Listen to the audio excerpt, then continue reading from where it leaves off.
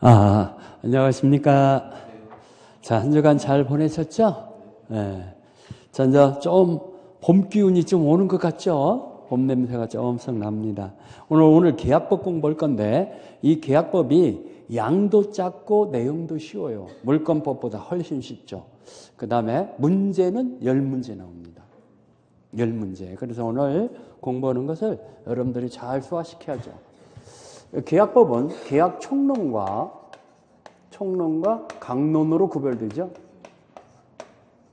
총론은 계약의 종료부터 공부하죠. 계약의 종료, 계약의 성립, 계약의 효력, 계약이 소멸되는 건 또 어떤 사유로 소멸하냐, 해지 이런 것을 공부하는 거죠. 그 다음에 강론은 우리 15가지의 전형계약, 계약법상에 열거되어 있는 계약을 전형계약이라고 하는데 그 중에서 공인중개 업무에 관련되는 계약이 3가지예요. 그 3가지를 공부합니다. 매매, 교환, 중개 업무에 관련되는 계약은 이 3가지밖에 없습니다. 15가지 중에서 이걸 여러분들이 공부하죠. 이 3가지를. 그래서 여기에서 5문제, 여기에서 5문제, 예를 들어서 10문제가 예상이 되는 거죠. 뭐 매년 10문제 정도 나오니까. 알겠죠? 그렇다는 거. 그러면 계약, 앞에 부분 계약 서론이다. 이건 뭐 여러분들이 한번 쭉 그냥 보시고, 계약 종료 있잖아요. 445페이지 제일 밑에. 445페이지 계약 종료라는 제일 밑에 계약의 종료라고 있죠? 거기서부터 이제 문제화 되니까 거기서부터 보자. 전형계약과 비전형계약으로 나눠지는데 전형계약은 계약법상에 열거되어 있는 계약. 자, 우리 국민 대다수가 많은 그 계약을 맺어요. 그런 내용으로 그걸 좀 국민 대다수가 어떤 특정인들만이 맺는 계약이 아니라 대다수가 이용하는 계약이니까 우리 민법에 의해서 규율을 해놔야 안정성이 있을 거 아닙니까? 국민들이 그 계약에 의해서 피해받는 자들이 좀 적어지고 또 보호를 해주잖아요. 그래서 민법에 규정을 해놨죠. 이걸 15가지 전형계약이라고 그러죠.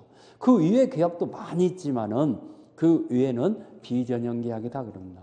계약법상에 열거되어 있는, 대표적으로 열거되어 있는 걸 뭐라고 한다? 전형계약. 그 다음에 그 외의 계약을 비전형계약. 뒷장에 넘겨보니까요. 쌍무계약과 편무계약으로 나눠지죠. 쌍무라는 것은 양당사자가 의무를 지고 있는 계약, 쌍방이 의무를 지고 있는 계약을 쌍무계약이라고 하고 일방만이 의무를 부담하고 있는 계약을 편무계약이라고 그래요. 예컨대 여러분들 매매계약을 볼까요? 매도인이 재산권을 넘겨줄 의무를 져야 안 져요. 계약에 의해서 매매 목적으로 재산권. 매수인은 대금을 취할 의무를 져야 안 져요. 그러면 쌍방이 의무를 지고 있죠. 그래서 그걸 쌍무계약이라고 그래요. 그러면 증여계약을 한번 볼까요? 부동산을 증여하기로 했어요. 증여자는 부동산의 재산권을 넘겨줄 의무가 있잖아요. 근데 수증자는 어떤 대가의 지급이 있어요? 무상이에요. 증여는 무상이잖아요. 그러면 편무계약이라고 그러죠.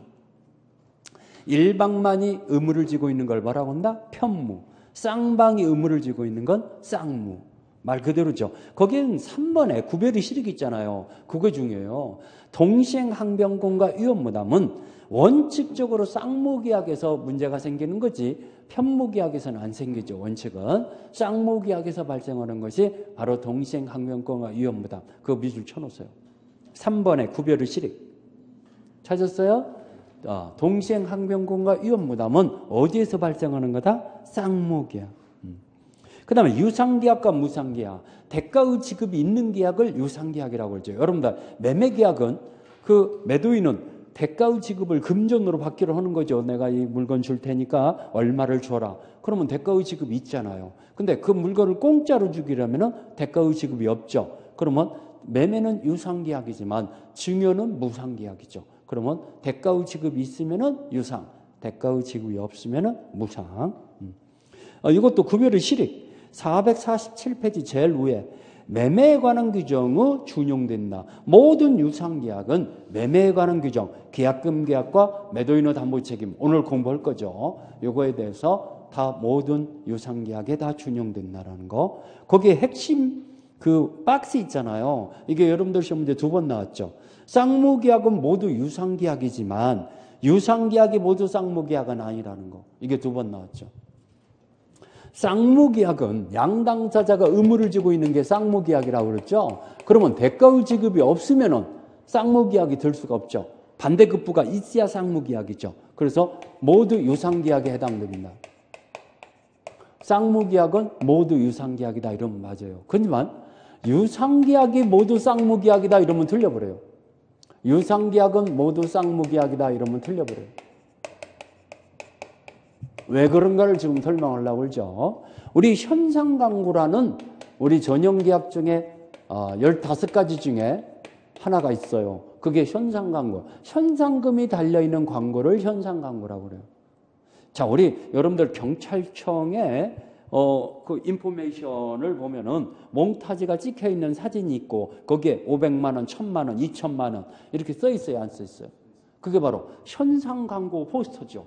이 범죄자를 잡게 되는데 중요한 제보를 제공해서 잡게 되면은 거기에 해당되는 돈을 경찰청에서 현상금을 준다는 얘기예요.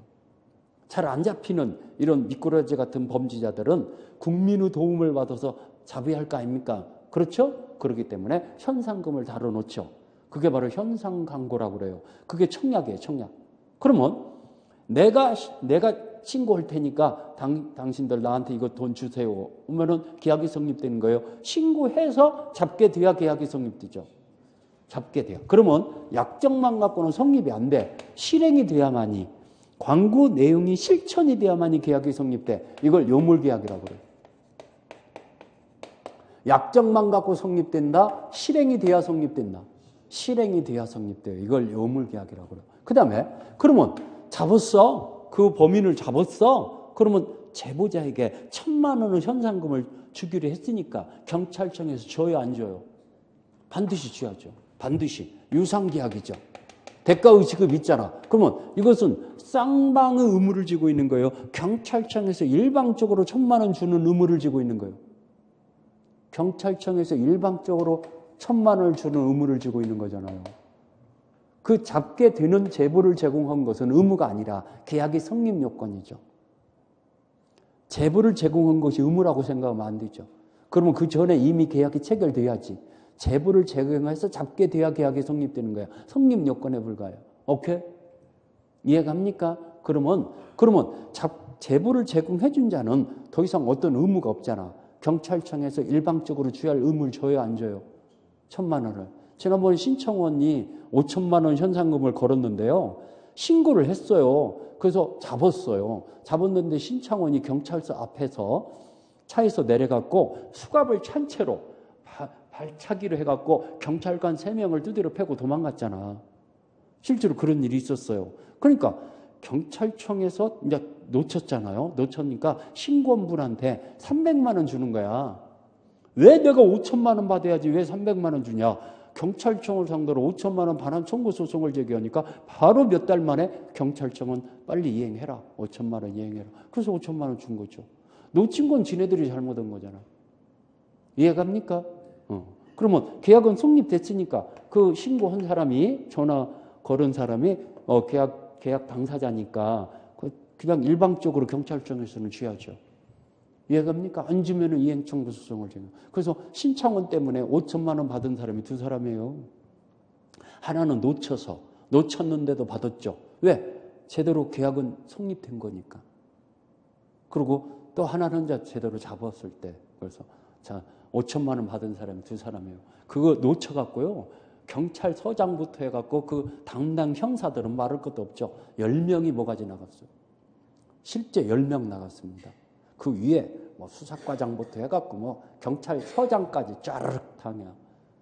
엉터리잖아. 3명이 어떻게 수갑찬 범인을 그것도 경찰서 앞에서 놓쳐. 말이 안 되잖아. 그렇죠?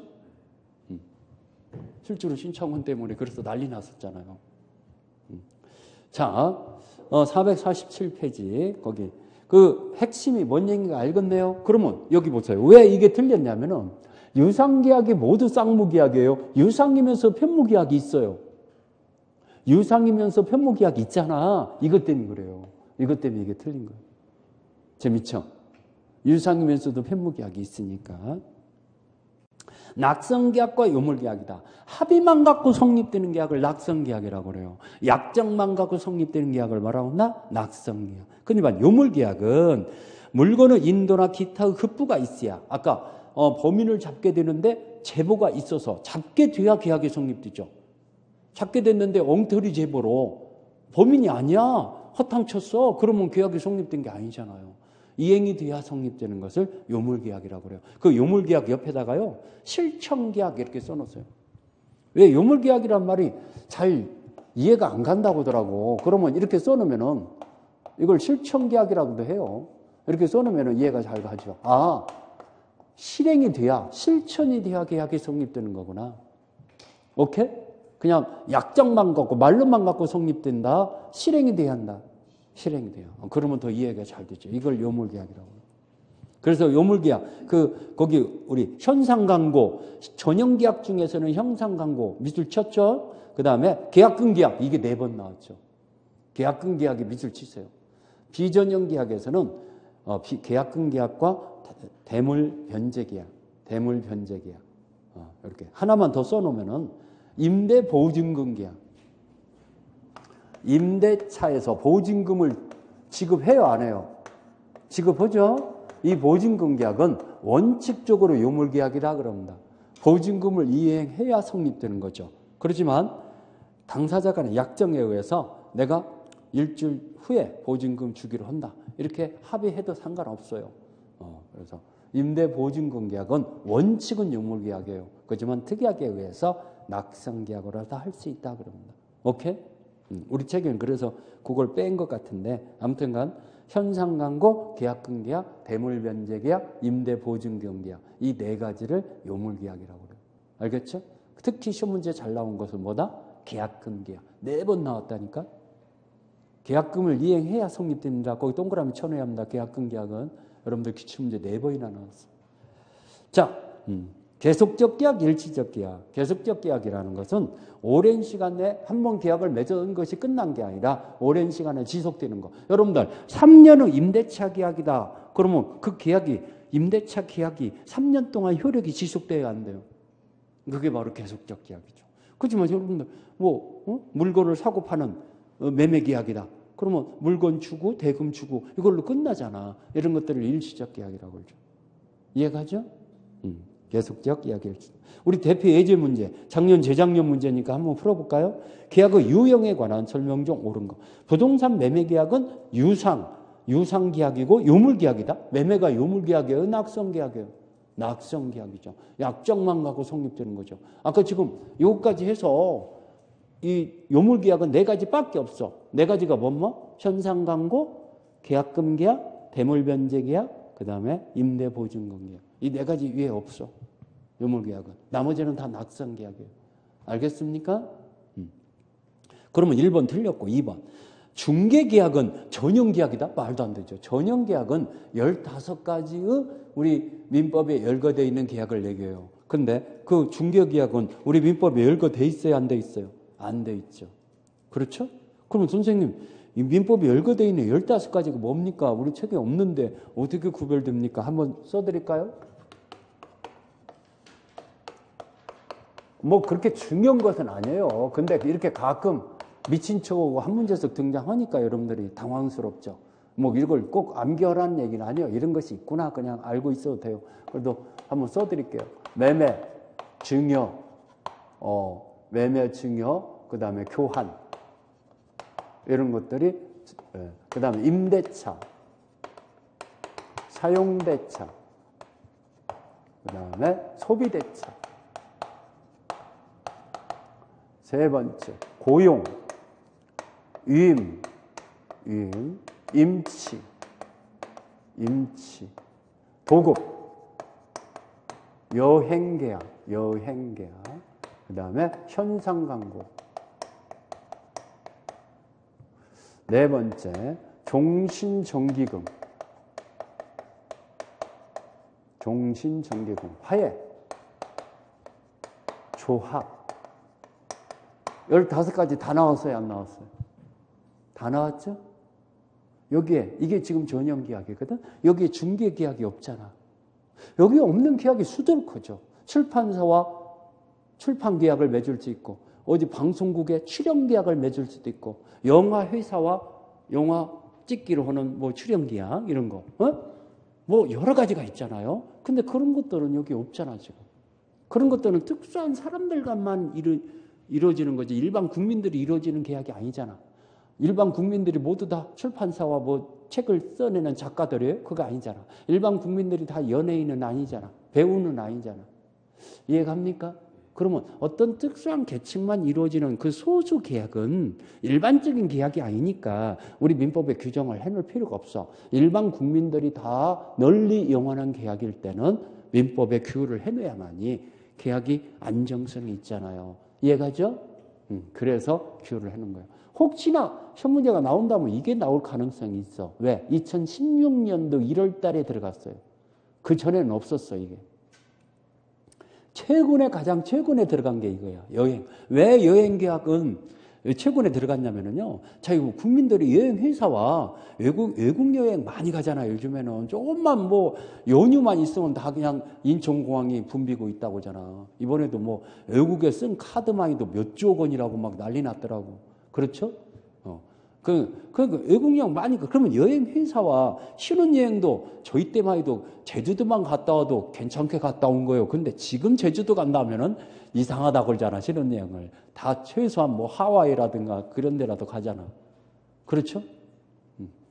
저도 신혼여행 제주도 갔다 오면 우리 선생님 어디 갔다 오셨어? 제주도. 그러니까 그때만 해도 훌륭했어. 제주도 가는 거지. 그렇죠? 지금 젊은이들한테 그런 얘기하면 무슨 말씀이냐고. 적어도 뭐 노만은 안 가도 하와이는 갔다 오야 하지 않냐 뭐 이러면서. 자, 아무튼간 그렇다 이겁니다. 이런 여행 계약이 모든 국민들이 많이 이렇게 맺다 보니까 이게 그 계약 내용이 이상하게 돼 갖고 이 국민들이 다치는 경우가 한둘이 아니야. 많잖아. 그래서 8개 조문으로 이 계약 당사자들을 보호하기 위해서 8개 조문으로 민법에 규율을 해놨어. 그래서 다툼이 생겼을 때는 그거에 의해서 판결을 내릴 수 있으니까 여행 고객들을 보호받아야 안 받아요? 보호받잖아. 이해가지? 왜 여기에 들어갔는가 알겠죠? 그래서 혹시나 하니까요. 아직 안 나왔는데 2016년도에 들어갔으니까 좀 눈여겨보시란 얘기예요. 우리 책에 열거 해놨으면 제가 안 써드리려고 했는데 열거를 안 해놨네요. 우리 책에. 빠져서 전용기약 뭐 이런 문제가 나오는데 뭐가 전용기약인가 잘 모르겠네요. 이러면 안 되니까 써드렸습니다. 알겠죠? 중개계약은 여기 없으니까 전용계약이다 하면 틀렸죠. 3번 부동산 교환계약은 교환은 유상이죠. 교환은 유상. 근데 무상 계속적 계약이다 틀렸죠. 교환계약은 유상 일시적 계약이다 이래야죠. 그 다음에 증여계약은 편무유상이다. 증여가 유상이에요? 무상이죠. 편무무상계약이다 이래야죠. 그 다음에 임대차 계약은 쌍무유상계약이다. 오케이. 맞은 걸 고르라고 했으니까 답이 5번이네요. 그렇죠? 그래서 여러분들 혹시나 하니까요. 이 15가지 중에서 제가 동그라미 쳐줄게요. 이 두 가지는 반드시 무상입니다. 이건 반드시 무상계약이에요. 그럼 무상이면은 이건 뭐죠? 편무죠. 15가지 중에서 이 두 가지는. 그 다음에 이거 보세요. 지금 빨간 걸로 치는 거, 소비대차, 위임, 임치, 종신정기금. 이 빨간 걸로 친 거 있잖아요. 이 4개는 유무상 다 가능해요. 유무상 계약이라고 그래요. 그러면 이게 유상으로 했으면은 쌍무죠. 유상으로 했으면은 쌍무고, 이게 무상으로 했어요. 그럼 편무죠. 이 4가지는. 그러면 나머지 동그라미 안 친 거 있잖아. 이 색깔로 동그라미 친 6가지 뺀 나머지 6가지가 빼니까 9가지죠. 9가지는 반드시 유상 쌍무 계약이에요. 9가지는. 그러면 이런 문제가 나왔을 때 하나도 어려울 거 없어. 오케이? 그러니까 뭘 중심으로 알아야겠어? 노란 거고 빨간 것만 알면 돼. 나머지는 다 유상 쌍무다. 오케이? 이해갑니까? 혹시나 해서 다시 등장하면은 뭘 써드렸으니까 얘기해드린 거예요. 448페이지로 넘어가서요. 계약은 성립이다. 자, 우리 민법에 계약의 이제 종류를 설명했어. 그 다음에 성립으로 들어가잖아요. 성립. 계약의 성립 파트에서요. 성립은 우리 민법에 세 가지로 규정을 해놨어요. 여기 성립. 자, 청약과 승낙에 의한 계약의 성립. 그 다음에 교차 청약에 의한 계약의 성립. 세 번째, 의사 실현에 의한 계약의 성립. 이렇게 세 가지가 규율을 해놨는데 단연코 시험 문제는 이 첫 번째 코스로 나오죠. 청약과 승낙에 의한 계약의 성립. 요게. 그러면 이제 우리가 계약이 성립되려면은 자, 팔겠다, 사겠다가 내용이 합치돼야 안 돼요. 그게 바로 객관적 합의라고 그래요. 청약의 내용과 청약과 승낙의 내용이 합치돼야 한다. 승낙의 내용이 일치돼야 한다. 그래야만이 계약이 성립되죠. 얼마 받고 팔겠다, 얼마 주고 사겠다, 이게. 그렇죠? 성립된다. 주관적 합의, 당사자가 일치되어요. 청약자와 승낙자가 일치돼야 한다. 승낙자의 일치.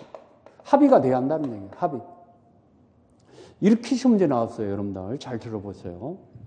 갑이 자기가 소장하고 있는 그림을 을에게 사갈 의향이 있냐라고 청약했어요. 내가 이거 500만 원 주고 팔을 테니까 네가 사가라. 그러면 을이 오케이. 내가 500만 원 주고 그 그림 사겠다라고 하면 계약이 성립되는 거잖아. 근데 갑이 을한테 요청을 했는데 갑이 을한테 팔겠다고 청약을 했는데 병이 승낙을 했다 이래요. 그래, 내가 그 그림 500만 원 사겠다. 병이 승낙했을 때 계약이 성립됩니까? 안 돼요. 왜 안 됩니까? 당사자가 불일치된 거죠. 갑이 을한테 청약을 했어. 그러면 을이 승낙해야 계약이 성립돼. 불특정 다수인한테 팔겠다는 게 아니야. 을한테만 팔겠다겠어. 여러분들 그러잖아.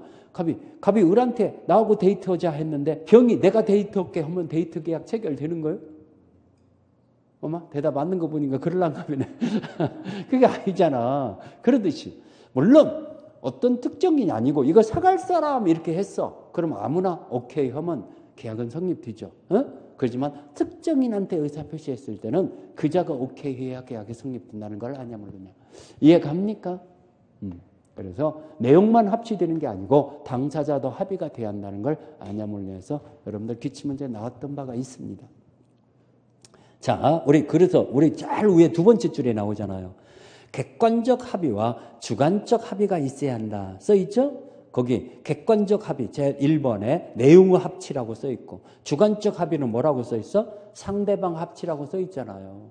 그게 당사자가 일치돼야 한다는 뜻이에요. 이해 갑니까? 그게 있어야 계약이 성립되죠.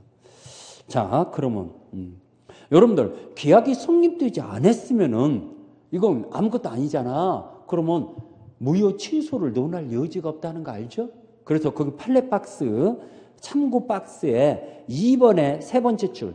자, 계약이 따라서 거기서부터 밑줄 치세요. 숨은 불합의가 있는 경우는 계약 자체가 성립되지 않았으므로 2번에 이 참고 박스에, 아니, 여기 지금 448페이지 참고 박스에 2번에 세 번째, 거기 따라서부터 숨은 불합의가 있을 때는 계약 자체는 성립하지 않았으므로 차고 이후로 취소 문제가 될 여지는 없다라는 말 찾았어요?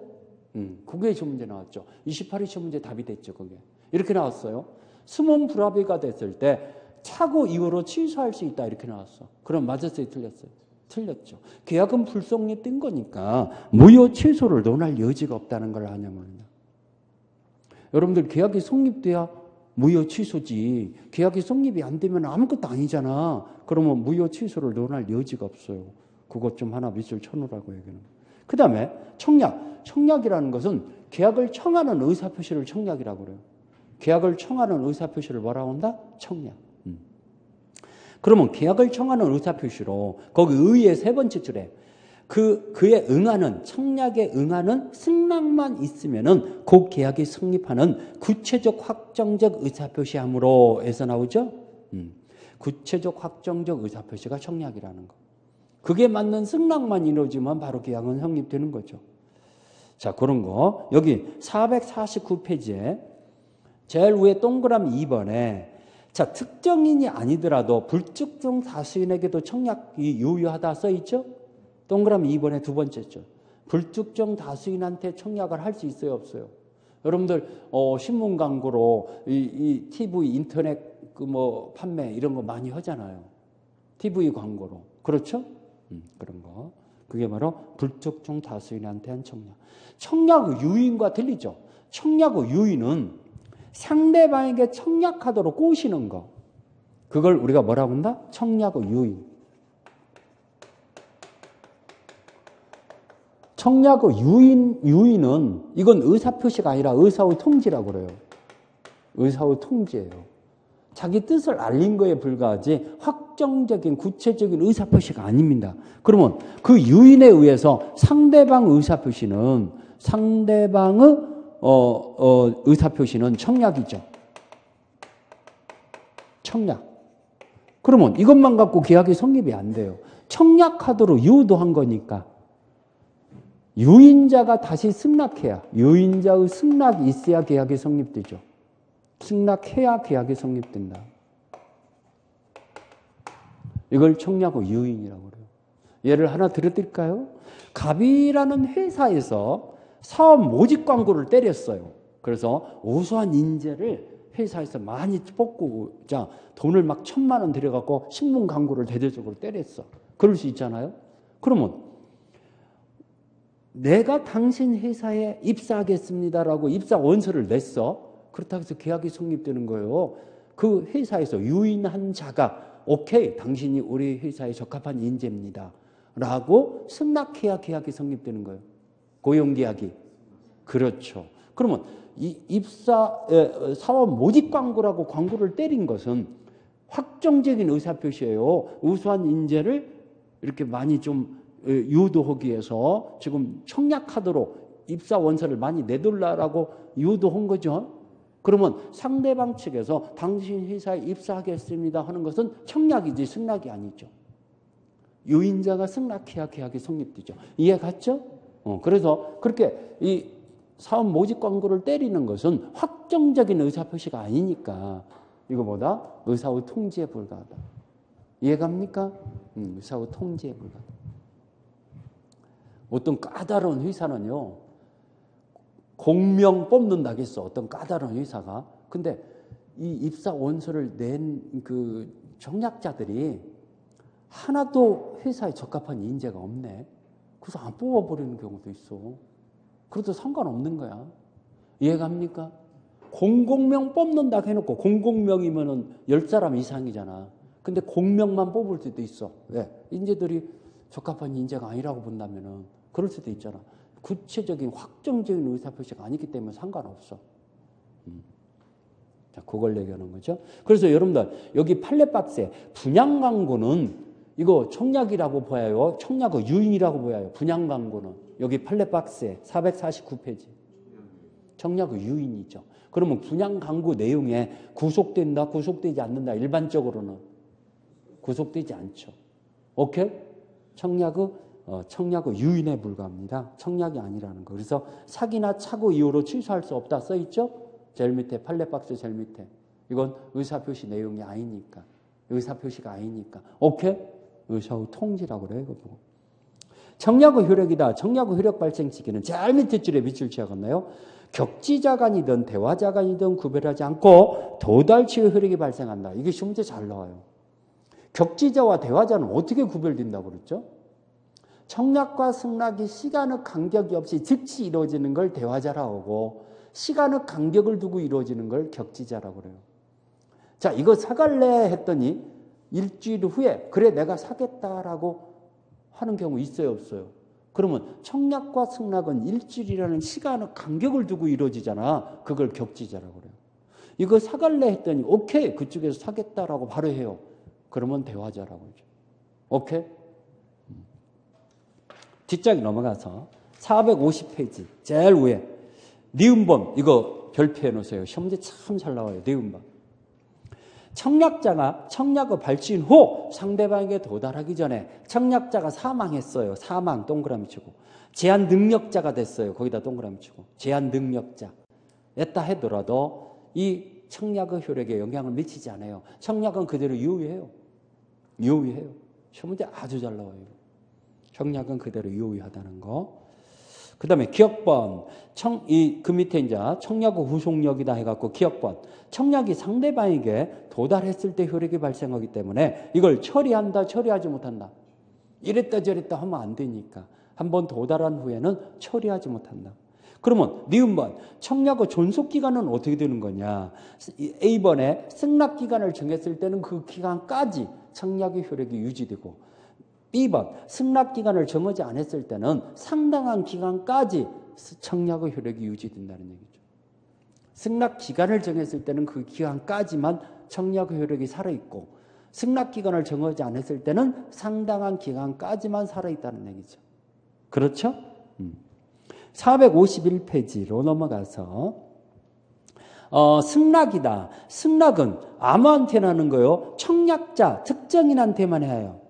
거기 1번에 승낙의 상대방 해갖고 반드시 특정인, 즉 청약자에 대해야 해야 한다. 거기다 불치하죠. 동그라미 1번에 승낙의 상대방은 누구다? 반드시 특정인한테 해야 한다는 거. 그 다음에 변경을 가한 승낙이라고 나오잖아요. 제일 밑에서 두 번째 줄에 청약을 거절과 함께 새로운 청약한 거로 보고 있다. 거기다 붙여줘. 변경을 가한 승낙은 청약을 거절하고 새롭게 청약이다. 시험 문제 이렇게 나왔잖아요. 10만 원에 사가시오 시계를. 이 시계를 10만 원에 사가시오라고 청약을 했어. 만 원 깎아주면 사겠다 이랬어요. 그러면 그 청약은 거절한 거예요. 거절하고 만 원 깎아주면 사겠다면 9만 원에 사겠다라는 그게 새로운 청약이야. 승낙이 아니야. 그러면 청약자가 그럽시다라고 했을 때 계약이 성립되지 청약자가 아무런 얘기 없으면 계약은 성립이 안 돼. 이해가죠? 자, 뒷장이 넘어가서 승낙자는 자유롭다라는 거. 그래서 거기에 두 번째 줄에 승낙 여부는 그 자유이며 청약에 대해서 회답할 의무를 지지 않는다. 이렇게 시험 문제 나와요. 이거 잘 나오죠. 이거 보세요. 이달 말까지 승낙 기간을 정해줬어. 이달 말까지 승낙을 해주세요. 만약에 승낙을 확답이 없다면은 확답을 하지 않는다면은 승낙한 걸로 간주하겠소라고 청약을 했어요. 그러면 이달 말이 지났는데도 확답이 없었어. 그러면 승낙 그 효력이 생긴 거냐? 계약이 성립된 거냐? 이걸 물어봐요. 아니라는 거. 승낙자는 언제나 자유롭다는 거. 그 얘기는 거기에 확답할 의무를 부담하지 않아요. 그럼 확답 안 했을 때는 계약이 성립된다 했다 해도 확답 안 해도 계약은 성립된 게 아니에요. 확답의 여부는 승낙자가 자유라는 거. 오케이? 거기에 청약에 구속당하지 않는다는 걸 아냐 물론요. 해서 시험 문제가 나옵니다. 연착된 승낙이다. 이 연착된 승낙은요. 두 가지로 보여합니다. 연착된 승낙은 통상의 연착, 통상 연착된 승낙, 연착의 승낙, 사고에 의한 연착의 승낙 이렇게 두 가지로 보여합니다. 연착된 승낙. 통상의 연착의 승낙은 승낙 기간을 지나서 승낙을 하다 보니까 그 기간 내 도달이 안 되는 거야. 승낙 기간이 지나서 승낙을 해버렸어. 그러면 이것은 승낙이 아니라 새로운 청약이죠. 새로운 청약이니까 이것만 갖고 계약이 성립돼요. 청약자가 다시 승낙해야 계약이 성립돼요. 그렇죠. 이것만 가지고는 안 돼. 이건 청약에 불과해요. 청약자가 다시 승낙해야 계약이 성립된다는 거예요. 이해 갔습니까? 그러면 사고에 의한 연착이라는 게 뭐냐? 통상 그 안에 도달할 수 있는 충분한 시간적인 여유를 두고 승낙을 발송을 했는데 우편 사고가 나갖고 그 시간이 지나고 난 다음에 도달하는 경우 있어요, 없어요? 이걸 사고에 의한 연착이라고 그래요. 자, 이렇게 시험 문제가 이렇게 나와요. 10월 3일 날 청약의 편지를 발송을 했어요. 이게 을에게 편지가 10월 5일 날 도달이 됐어. 근데 그 편지 내용을 읽어보니까 10월 20일까지 확답을 해달라고 그랬어. 그러면 승낙 기간을 정해준 거야, 안 정해준 거야? 그러면 이 기간 안에, 자, 10월 15일 날 승낙의 편지를 발송을 했어요. 발송을 했는데 이 기간 안에 도달이 됐어. 10월 18일 날 도달이 됐어. 그러면 이건 승낙으로서 유효한 거야, 안 한 거예요? 이 승낙으로서 이 기간 안에 도달이 했으니까 이걸 승낙 적격이라고 그래요. 승낙으로서 유효하다는 얘기예요. 그러면은, 자, 우리 대화자와 격지자가 틀리다고 그랬어요. 이거 우리 공부했던 기억날 겁니다. 대화자의 계약에서는 대화자, 즉시 이루어지는 걸 대화자라고 그랬죠. 대화자의 계약에서는 청약과 승낙은 다 도달했을 때 효력이 생겨요. 승낙도 도달했을 때 효력이 생겨요. 승낙도 도달했을 때. 그렇지만 격지자의 계약에서는 청약은 도달시예요. 아까 밑줄 쳤잖아요. 대화자든 격지자든 청약은 다 도달시라고 그랬어요. 근데 승낙이 틀려요. 승낙은 발신지를 취하고 있어요. 그래서 청약과 승낙이 대화자와 격지자에서 차이가 나요. 청약은 대화자든 격지자든 다 도달시의 효력이 생겨. 하지만 승낙은 대화자는 도달시, 격지자는 언제? 발송시. 그러면 지금 청약이라는 의사표시와 승낙이라는 의사표시는 시간의 간격을 두고 이루어져야 안 이루어져요? 그러면 격지자네? 그러면 계약이 성립되는 시기가 언제냐? 승낙의 발송시, 이때 계약은 성립되죠. 승낙의 효력이 생길 때 계약이 성립되니까. 그러면 이제 이 안에 도달하면 아무 문제 없어. 근데 이때 발송을 했어. 충분한 시간의 여유를 두고 이때 발송을 했어. 근데 터널이 편지를 배달하는 차가 터널이 막히다 보니까 거기에 감금돼 버렸어. 그래서 터널을 뚫고 다시 배달이 되는데 20일이 지난 다음에 도달이 됐어. 이걸 사고에 의한 연착이라고 해요. 우편 사고가 난 거야. 통상 이틀, 3일이면 충분히 도달할 거리인데 일주일이라는 시간이 두고 이루어졌다든가. 그러면 이렇게 사고에 의한 연착이 됐을 때는 어떻게 되는 거냐? 이걸 얘기하는 거예요. 청약자는 연착이 됐다는 걸 알잖아요. 갑이 청약자예요. 그러면 청약자가 연착의 통지를 했냐 안 했냐? 연착의 통지 한 경우, 안 한 경우 이렇게 나눠보야 합니다. 연착의 통지를 했으면 여기로 들어가요. 그러면 새로운 청약이면 이거 계약이 성립되는 거예요? 불성립되는 거예요? 청약자가 다시 승낙했다는 말이 없는 한은 계약은 불성립되죠. 그렇지만 연착의 통지를 안 했다 하면은 연착이 없는 것이 된다 그럽니다. 연착이 없는 것이라는 얘기는 이 기간 안에 도달한 것이 된다. 그러면 이 기간 안에 도달하면 언제 성립된다고 그랬어요? 승낙의 발송 시에 계약이 성립되죠.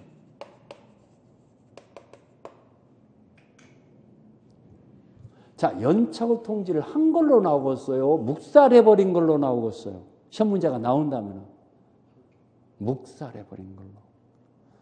승낙기간이 지난 뒤에 도달됐기 때문에 갑은 묵살해버렸다 이렇게 나와요. 여러분들 기출문제 보면은 그러면은 계약은 성립돼야 안 돼요? 성립돼요. 재미없어요? 사고에 의한 연착. 알겠죠? 자, 거기 통상적인 연착이다 해갖고요. 거기에 두 번째 줄에 새로운 청약으로 볼 수 있다. 거기다 밀주면 되고. 그 다음에 비통상적인 연착. 이게 바로 사고에 의한 연착이라는 얘기예요. 그러면 제일 밑에 줄에 만약 연착의 통지를 하지 않은 경우는 계약이 성립된 것으로 보게 된다. 여기 연착의 통지를 하지 않았어. 묵살해버렸어. 계약은 성립된다 안 된다? 성립된다. 연착의 통지를 했으면 연착된 승낙이니까 계약은 불성립되는 거고. 오케이? 이해 갔습니까? 자, 453페이지. 계약의 성립 시기. 대화자 간의 계약에서는 승낙이 청약자에게 도달했을 때 성립되지만 거기 격지자 간의 계약은 발신주의다 써있죠? 승낙의 통지가 발송했을 때 성립되는 거죠. 발신주의. 오케이? 발신주의라는 거. 자, 뒷장에 넘어가서요. 교차 청약한 기하급 성립. 여기 이제 이거. 지금 청약과 승낙을 다 살펴봤어. 다 살펴봤어요. 그러면 교차 청약이라는 게 뭐냐? 잘 들어보셨어요? 우리 갑이라는 친구가 화가야, 화가. 근데 을이라는 친구가 갑의 그림을 굉장히 좋아해요. 야, 너 지난번에 그거 산수화 그렸던 거 참 좋은데 내가 하나 살 테니까 나한테 팔아라. 그거 예를 들어서 500만 원 내가 살 테니까 팔아라. 이렇게 청약을 을이 갑한테 편지를 보냈는데 갑이 그 편지를 뜯어보고 그래 팔겠다 하면은 계약이 성립되는 거잖아. 그러면 갑이 팔겠다 하면은 그건 승낙이지 청약이 아니죠. 편지를 뜯어보고 팔겠다 했으니까. 근데 갑이 그 편지를 받기 전에 마침 자기 부인이 수술을 받아야 해요. 지금 병원에 입원했어. 근데 수술비가 한 500만 원 들어가. 이거 돈 마련해야 하는데 차마 누구한테 꿀 수도 없고 을이라는 친구가 그 그림 예전부터 팔으라고 그랬었어. 사간다고 했었어. 그러니까 그 을을 생각난 거야. 을한테 편지를 보내는 거야. 네가 그때 좋아했던 그 산수화 그림 내가 500만 원에 내가 너한테 팔 테니까 좀 이번에 사가라. 그렇게 편지를 보냈어. 그러면 을이 보낸 편지와 갑이 보낸 편지는 양청약인데 이게 청약이에요. 받아보고 보낸 게 아니니까 양청약이니 딱 우연찮게 맞았어요, 안 맞았어요? 그걸 교차청약이라고. 교차청약. 양청약이 딱 맞았어. 그러면 그 청약이 모두 도달했을 때 계약이 성립되죠. 거기 밑줄 쳐야죠. 계약 성립 시기 2번의 첫 번째 줄. 양청약이 상대방에게 도달한 때 계약이 성립한다. 첫 번째 줄. 2번의 첫 번째 줄 찾았어요? 양청약이 도달했을 때 계약이 성립됩니다. 알겠죠? 그 다음에 의사실현하는 계약 성립. 이제 여기 끝났어. 그것만 알면 돼. 여기 끝났어. 이걸로 들어가요. 이거 보세요. 이제 봄 돌아오고 이러니까 갑이라는 친구가 이제 안 치던 골프 좀 배우고 싶어. 조금 시간적인 여유가 있어. 그동안엔 바빠서 골프를 못 배웠어. 근데 이번에 골프를 배우려고 하는데 을이라는 친구가 골프를 잘 쳐. 동창회에서도 맨 지 골프 자랑만 하는 것만 늘 들었던 기억이 나. 그래서 골프 잘 치는 사람한테 물어보니까 처음부터 새 거 사지 말고 골프채 중고 50만 원짜리 하나 사면 된다고. 새 거 살려면 500만 원이야. 그러면 10분의 1밖에 안 되는 중고를 쳐갖고 어느 정도 좀 몸이 익숙해질 때 자기 맞는 새 거 골프채를 사는 게 좋다고 처음에 그러더라 이거요. 다른 사람이. 그래서 처음부터 생돈 들어갈 필요 없이 을이라는 친구가 골프채 여러 배 있다는 거 알아. 야, 너 안 치는 거 옛날 치던 거 저 중고 내가 50만 원 주고 하나 살 테니까 골프채 하나 좀 팔을래. 이렇게 청약을 했어. 청약을 했는데 을이 그래 팔겠다 하면서 그 골프채를 운송해 주는 게 아니라 그 팔겠다는 의사가 없는데 택배 회사한테 갑부집에 이 골프채 갖다 주세요 라고 운송을 맡기네. 그러면 운송을 맡기는 행위 속에는 승낙의 의사가 실현되고 있어야 안 되고 있어요. 지금 승낙이라는 의사표시가 없는데도 어떤 행위 속에는 그게 바로 의사실현이야.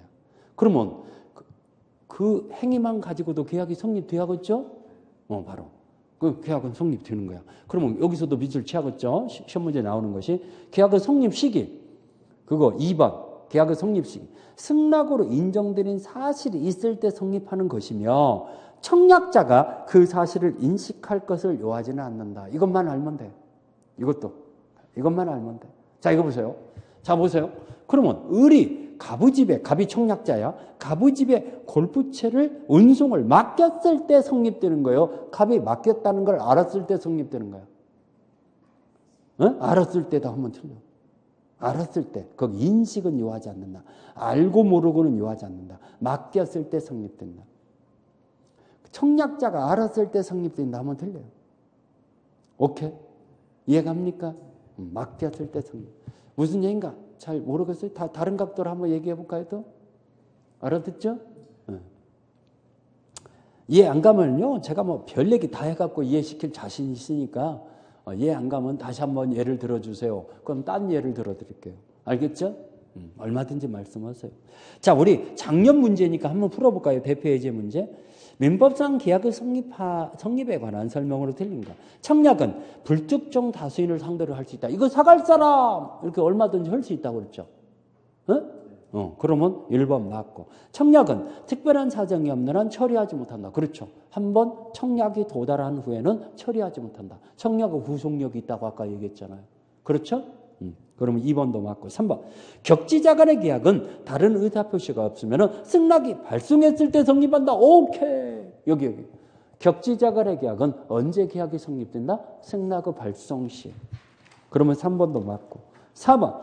청약자가 청약의 의사표시를 발송한 후 사망하거나 제한 능력자가 되더라도 청약의 효력에 영향을 미친다겠어요? 안 미친다겠어요? 미치지 않는다고 그랬죠. 그대로 유효하다고 그랬죠. 그러면 4번 맞았잖아요. 5번. 청약자가 청약에 일정한 기간 내에 이의를 하지 않으면은 승낙한 걸로 본다. 이달 말까지 확답이 없으면은 승낙한 걸로 간주한다 했어요. 근데 확답이 없어. 그러면 승낙의 효력이 생긴다겠어요? 계약이 성립되는 거야, 안 되는 거야? 안 되는 거죠. 그러면 그 뜻을 표시한 경우 이유가 없이 그 기간이 지났어. 확답이 없이 그 기간이 지났어. 당연히 계약은 성립된다? 말도 안 되죠. 계약이 성립된다? 이건 성립 안 된다. 승낙자는 언제나 납부 자유를 갖는다. 승낙을 하든 안 하든 승낙자의 자유라고 그랬어요. 그러니까 5번이 틀렸잖아요. 가짜안타 안 가짜안타? 가짜안죠. 야, 이렇게 나오면 이거 다 내 것이다. 이거 내 점수다. 이런 생각이 들어요, 안 들어요? 들죠? 충분히 그렇게 나옵니다. 여러분들 시험들 걱정 마세요.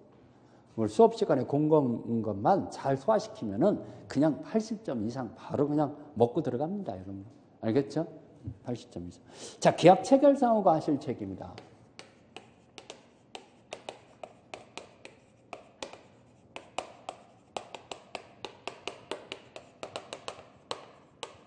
과실 책임이라는 말은 잘못의 책임. 잘못이 있으면은 계약 체결상에 어떤 문제가 있어. 그러면 지가 책임져야 안 져요. 그걸 과실 책임이라고 그래요. 자, 이건 갑이라는 사람은 이 건물을 2월 오늘이 27일이잖아요. 2월 27일 날 매매 계약을 맺었어요.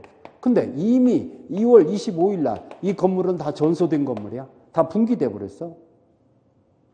그러면 이거 처음부터 매매 계약을 체결할 당시부터 이거 가능한 거예요, 불능이에요? 그렇죠. 원시적이라고 이거 보고. 처음부터 불능인 걸 뭐라고 한다? 원시적. 그다음에 객관적. 어느 누구한테도 불능이에요. 그다음에 전부 불능이에요. 원시적, 객관적, 전부 불능일 때는 이 매매 계약은 무효죠. 근데 이제 매매 계약이 무효야. 계약은 성립됐어. 성립이 됐는데 효력이 안 생기네. 효력이 안 생기다 보니까 이 일방은 잘못이 있고 이 타방은 잘못이 없을 때 잘못이 없는 자가 잘못이 있는 자한테 책임을 물어야요, 못 물어야요? 물어야잖아. 그래서 채무자가 갑이죠. 지금 이 건물을 넘겨줄 의무자, 채무자 고의 또는 과실이 있어. 악의 또는 과실, 잘못이 있어. 이게 잘못이죠. 잘못이 있고 상대방은 선우 몰랐어. and 선우 그리고 무과실. 그 얘기는 and라는 말은 하나만 있어서는 안 돼. 여기서는 선의면서 과실이 있는 경우라고 나와. 그러면 이쪽도 과실이 있을 때는 이쪽도 잘못이 있어요, 없어요? 그러면 이자한테 잘못의 책임을 묻지 못해요. 이자가 잘못이 없어야 잘못의 책임을 물어. 그래서 여러분들 그 신약 성서를 읽어보면은 그 사마리아 여인의 돌 던지는 장면 나오잖아. 예수님이 사막을 걸어가는데 사마리아 여자를 하나를 놓고 남자들이 10명이 돌을 던져요. 그럼 왜 돌을 던지냐 물어보니까 저 여자가 간음을 했다. 간통을 했기 때문에 거기에서는 관습이 간음한 여성에게는 남자들이 돌 던져서 죽이는 거야. 돌 던져서 죽이는 관행이 있어. 그러니까 돌을 던지는 겁니다. 이러니까 예수님이 뭐라겠냐. 여기에 있는 사람 중에 죄가 없는 자만 돌을 던져라. 그런 성경 말씀이 나와야 안 나와요? 나오잖아. 그러면 이자한테 돌을 던지려면은, 이자가 죄를 졌다고 돌을 던지려면은 죄가 자기가 있어야 한다, 없어야 한다? 없어야 한다. 선의이고 무과실이에요.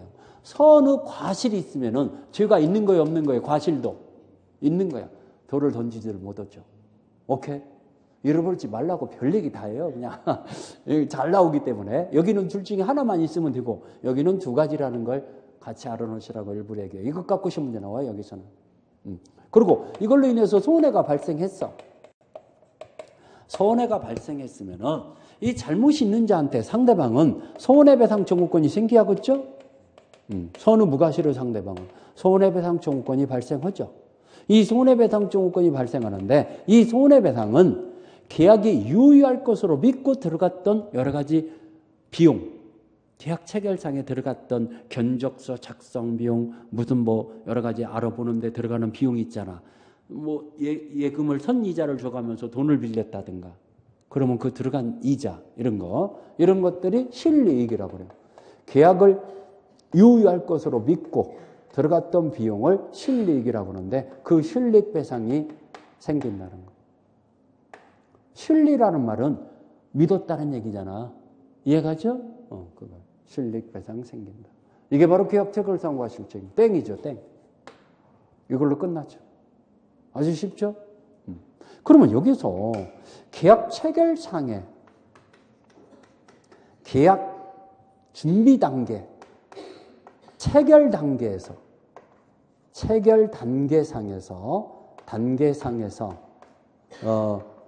이 중도의 부당하게 파기되는 경우 있어요, 없어요? 계약이 지금 도장 찍기 전에 이게 그냥 찢어져 버렸어.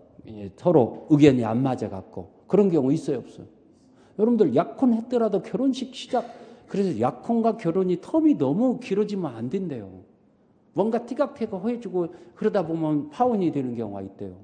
약혼과 결혼은 조금 한 6개월 정도는 텀은 돼야겠지만 2년 막 이렇게 텀이 두면 안 된다고 하더라고요. 왜냐하면 어떻게 보다 보면은 사람들은 다 흠이 생기잖아.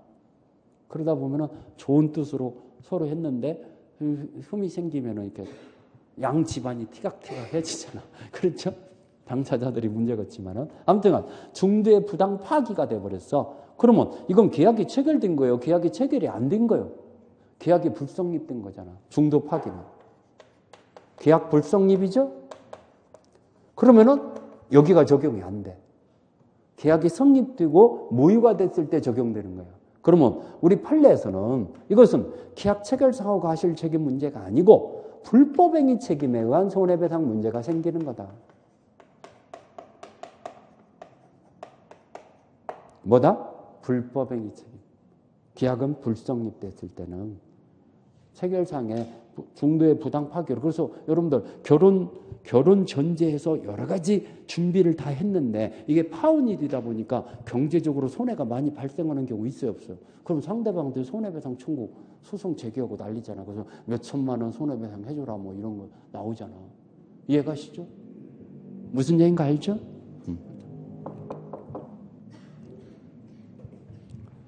자, 그래서 그런 걸 없애려면은 그냥 결혼 정식으로 하기 전에 좀 한 6개월이고 1년이고 살아봐라 이렇게 동거해 주는 것도 괜찮지 않냐? 어? 그런 거 어때요? 저는 애들이 원한다면은 저는 그렇게 시키려고 하는데 6개월이고 1년이고 동거를 시키려고 하는데 그러고 결혼시키고 그렇죠? 아, 그게 안 좋을 것 같아? 제가 볼 때는 훨씬 좋을 것 같아요. 동거 시켜보고 결혼시키는 거. 알겠죠? 아니라고? 어? 어? 무질서게 돼? 무질서게 돼. 제가 너무 지금 앞서가는 거 같네요. 그렇죠? 우리나라가 이혼율이 높겠어요? 프랑스가 이혼율이 높겠어요? 아니에요. 우리나라보다 프랑스가 훨씬 적어요, 이혼율이. 왜 그러냐면 프랑스는요, 관습이 1, 2년 살아보고 결혼하는 게 관행이에요. 거기는 안 살아보고 결혼한다는 자체가 이상한 거예요. 그냥 살아보고 마음에 들면은, 그리고 마음에 안 들면 그냥 깨끗하게 헤어져요, 걔들은. 그리고 마음에 들면은 이제 정식으로 결혼을 해요. 그러다 보니까 결혼을 했으면 신중하잖아. 거의 안 헤어진대요. 끝까지 100년 해로한대요. 그런 걸로 봤을 때는 왜 그러냐면은 우리나라도 요즘에는 많이 이혼율이 높잖아. 근데 당사자들이 문제가 아니라 애들도 다치고 여러 가지 문제가 생겨요. 그러니까 그런 걸 없애려면은 제가 좀 너무 앞서가는가 모르지만은 그렇게 그런 문제가 안 생기기 전에 한번 조금 이렇게 살아보는 것도 괜찮지 않냐. 좀 제가 너무 앞서가는 것 같아. 그렇죠? 자, 아무튼 계약 체결상하고 하실 책임이다. 그거 여기 잘 밑에 줄에 우리 민법은 원시적 불능에 한정해서 이를 규정하고 있다. 잘 밑에 줄에. 그래서 거기 그 요건 3가지 색칠을 해야죠. 457페이지 원시적 객관적 전부불능으로 거기 무효에다 동그라미 쳐줘. 원시적 객관적 전부불능으로 거기 첫 번째 무효라는 말 나오죠? 동그라미 쳤어요? 무효고 2번에 상대방은 악의 또는 과실 또는에다 동그라미 쳐줘. 2번에 악의 또는 과실이란 얘기는 뭐예요? 둘 중에 하나만 있으면 된다는 얘기예요. 오케이? 그 다음에 상대방은 선의 무과실과 손해가 발생한다. 선의인과 동시에 무과실해야 한다. 그 동시에다 동그라미 쳐줘. 선의기만 하면 된다. 무과실까지도 동시에 있어야 한다. 동시에. 오케이? 그 다음에 효과를 보니까 효과의 2번째 줄에 이 손해는 실익을 배상해야 한다. 유효함으로 믿었기 때문에 입은 손해. 그걸 실익이라고 그래요. 유효함으로 믿었기 때문에 입은 손해. 근데 이 실익은 4번째 줄에 이행이익, 전매 차익, 시세 차익을 넘지 못한다. 거기까지 밑줄 쳐줘. 거기 4번째 줄에 즉 이행이익을 넘지 못한다 써있죠? 자, 실익 배상인데 이행이익을 초과하지 못한다. 자, 계약 체결상 확대 적용 문제다 해서요. 여기 1번에 계약 교섭 단계 일방의 부당 파기. 계약 교섭 단계의 부당 파기는 계약이 성립된 거예요? 불성립된 거예요? 불성립된 거. 그러면 이건 계약 체결상하고 하실 책임이다. 거기 2번째 줄에 판례는 불법행위 책임 문제로 보고 있다. 거기다 비를 쳐줘. 제일 위에 2번째 줄. 판례는 뭐다? 판례만 알아놓으세요. 학설은 무시해도 돼요. 시험 문제 안 나오니까. 나온다면 판례로 나와. 이건 계약 체결상하고 하실 책임이 적용된다 이러면 틀려요. 뭐가 적용된다? 불법행위 책임. 자, 그 다음에 계약이 여기 제일 밑에도 그렇죠. 계약이 성립되지 않았어요. 그러면은 제일 밑에 민법 535조에 유치 적용해요. 계약 체결상하고 하실의 손해배상을 할 수는 없다. 자, 여기 계약이 불성립됐어요. 그러면 계약 체결상하고 하실 책임이다. 불법행위 책임을 물어야 거기 또 나오잖아. 제일 밑에 판례가. 계약이 불성립됐을 때는 계약 체결상하고 하실 책임이 아니라는 거. 불법행위 책임이라는 거. 자, 우리 대표 예제 문제 한번 풀어볼까요? 우리 민법상 계약 체결상하고 하실 책임에 관한 설명 중 틀린 거. 우리 민법은 원시적 불능의 경우에 계약 체결상하고 하실 책임을 규정하고 있다. 맞았죠? 원시적 불능에. 2번, 계약 체결의 과실을 이유로 실리의 손해배상은 계약이 유효함으로 인하여 생길 이익액을 넘지 못한다. 이행이익을 넘지 못한다. 그 이익액이라는 게 이행이익이라거든요. 오케이? 그러면 2번도 맞았죠? 3번. 계약 체결상하고 하실 책임은 원시적 불능을 알지 못하는데 상대방은 선의를 요하나 무과실까지 요하지 않는다. 선의인 동시에 무과실까지도 요구된다. 선의인 동시에 무과실까지도 요구된다고 그랬죠? 그러면 무과실은 요하지 않는다 나왔으니까 3번이 틀렸구나. 금방 알잖아. 4번. 부동산 매매에서 실제 면적이 계약 면적이 미달되고 있어요. 그러면 원시적 일부 불능이라고 그러죠? 이건 계약이 유효해요. 원시적 일부 불능은 계약이 유효하기 때문에 계약 체결상하고 하실 책임이 적용이 안 되고 매도인의 담보 책임이 적용돼요. 매도인의 담보 책임. 그 다음에 5번 건축공사의 대가로 임야의 사용권을 부여를 받기로 약정했어요. 근데 임야의 사용권이 원시적으로 이행불능이에요. 그러면 계약 체결상하고 하실 책임으로 손해배상 문제가 인정된다. 한 게 우리 대법원 판례죠. 5번도 맞고. 자, 우리 시간이 너무 잘 가요. 자, 우리 조금 쉬었다가 쌍무기하고 효력. 우리 여기까지 지금 공부했고 여기 공부할 거죠. 쌍무기하고 효력. 그리고 소멸. 알겠죠? 그리고 이제 또 여기로 들어갈 거니까 좀 쉬었다가 또 진행해 봅시다.